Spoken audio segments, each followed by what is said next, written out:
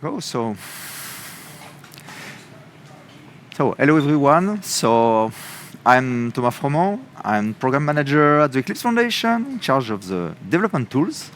It covers a few different topics. First of all, the Eclipse IDE, which is the one most of the people know about when they hear about the Eclipse Foundation usually. It's still in use, even not so much as an IDE, but the platform. And for instance, if you are doing, maybe you are using STM32 on tools like that, they are based on this platform. I'm also in charge of kind of new generation of tooling, which are under the umbrella of what we call the Cloud Dev Tool Working Group. It includes some topics around the Kubernetes technologies and modeling and web-based modeling tools, and also Theia, and it will be my presentation today. And also covering Open VSX, which is an alternative to the Microsoft Marketplace of VS Code extension, and this is hosted by this is a very good open alternative to the Microsoft Marketplace. So let's start. Usually, when I speak with developers, I always ask this question about, okay, how many of you are using AI Assistant for coding? And most of the time, the answer is in the room is between 50 and sometimes up to 80% of the room.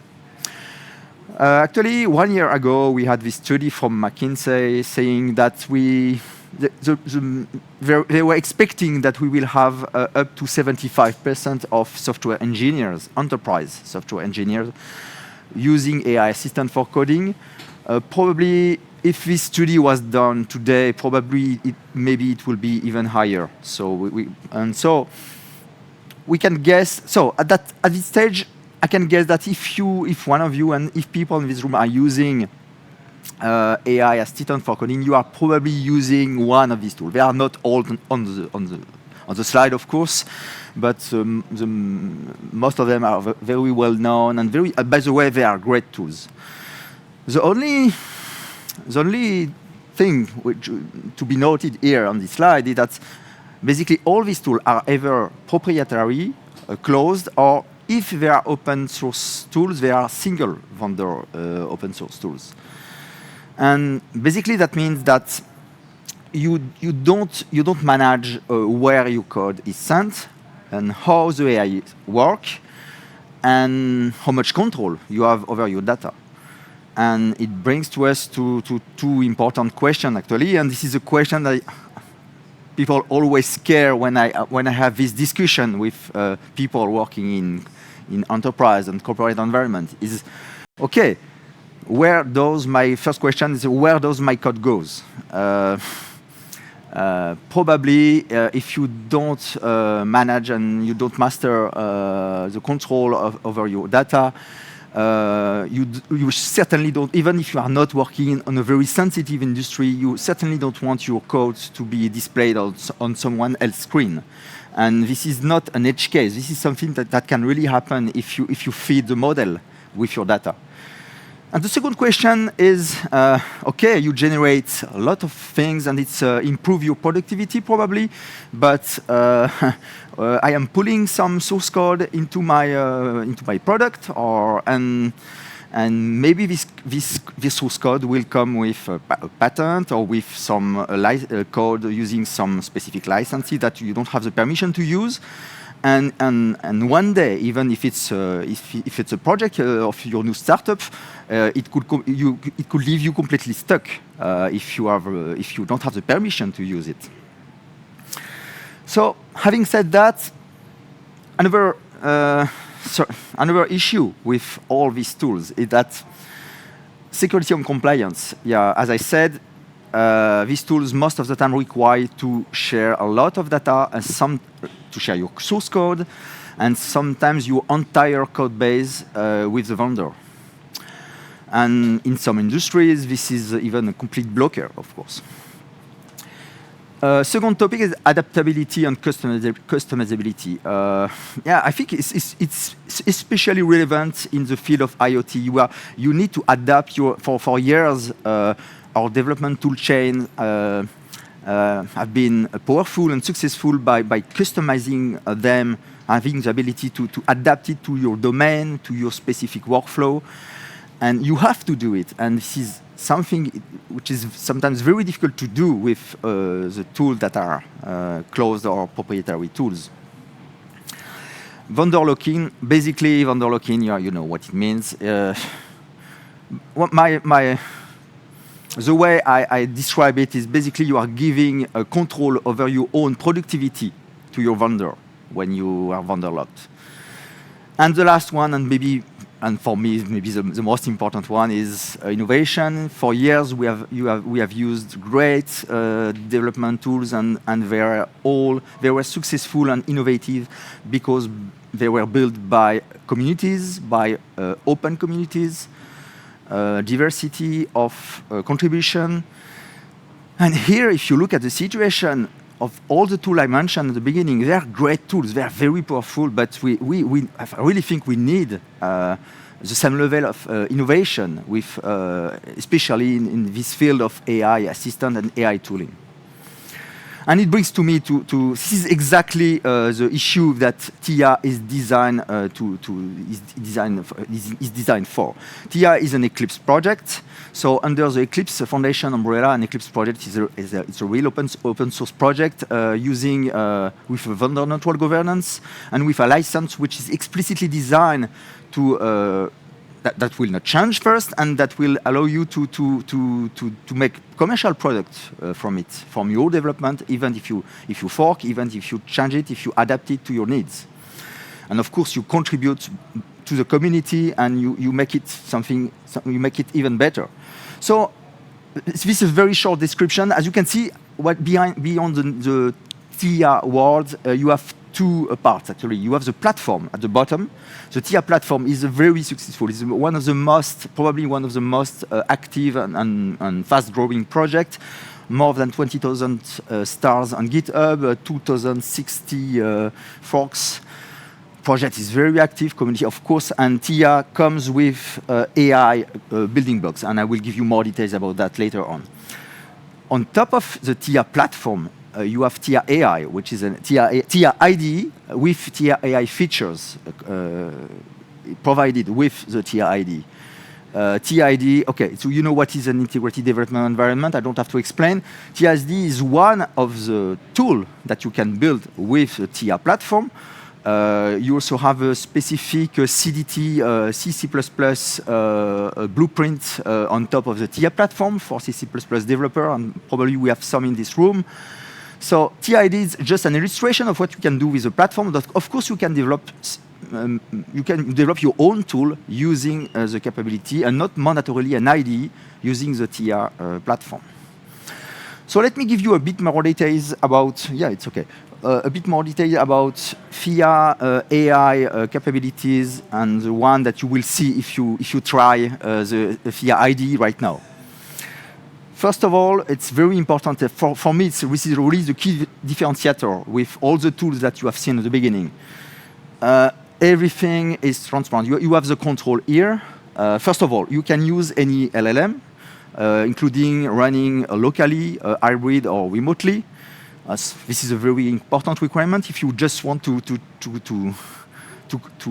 make your system work without any internet connection. You can do it. And beyond that, all the communication, all the things happening between your tool and your IDE and the LLM is transparent.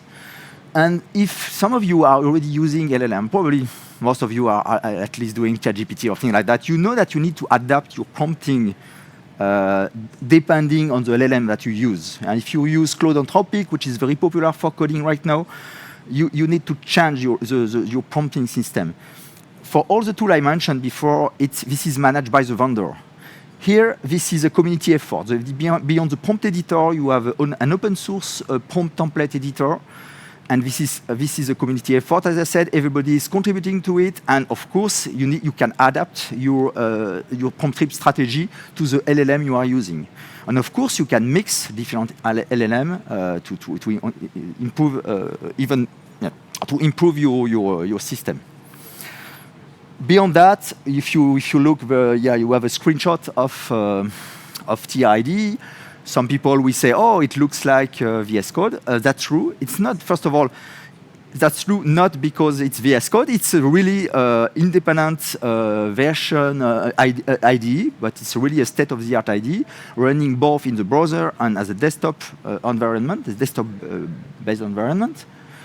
And it supports very important features for all AI systems like custom agents and MCP server, but I will give you a bit more detail about that.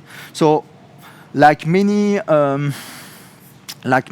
AI assistants and for coding, you have some ready-to-use agent to help you. So of course, you can interact with AI using chat systems, but here you have more advanced agents, for instance, to iterate on your source code. This is something if you have experimented AI assistant for coding, sometimes they are very good at generating a first version of your software. But when you make some change and want to make a new iteration, it can be very painful, and sometimes it's just you spend more time doing this instead of just coding it yourself. So this is exactly what the objective of the code, the Theia coder, to allow you to make iteration on your source code using AI assistant. And of course, you have some more dedicated agents for testing, even for designing some system or for scripting. And very important, you can add your own agents either by coding or using a user interface. And of course, when you develop some agent using an AI system, most of the time you need to integrate with some external systems, GitHub or whatever. You have thousands, and the standard way of doing this on AI is MCP, the Model Context Protocol. It's kind of it's widely used today. You have thousands of this service everywhere. You can deploy your own service. It allows you to connect to whatever you want, actually, to a Slack system, to a chat system, to your own tool, as I said, to GitHub. If you look for Theia testing team on YouTube, you will find a very great demo of an illustration of all of this, because I don't have time to do it for you today. It's basically a IVVQ. It's a testing team. Kind of testing team based on AI agents. So we have one of the agents in charge of writing the test, another one in charge of executing and generating the reports. A third one is use MCP to connect to the GitHub repository and to create an issue each time a test is failed. And the last one, the fourth one, is the orchestrator agent. It's a kind of team leader managing the team of 4 agents. So I really recommend you to have a look at this video. It's a perfect illustration of how easy it is to add an agent and add features and connect with a technical system using MCP inside Theia AI. And this is already the end of my presentation. This is my conclusion, kind of some takeaways for you. As I said, this is not only an IDE, but on the Theia IDE side, if you are a developer or as a company, I really recommend you to give it a try. As I said, it looks like VS Code, but it's not a fork of VS Code, and you will really realize that it's really, in terms of features, it really competes with VS Code. But beyond that, you have the full control, and as a company, as I said, as I've tried to explain today, I really believe it's very important. It's a key differentiator.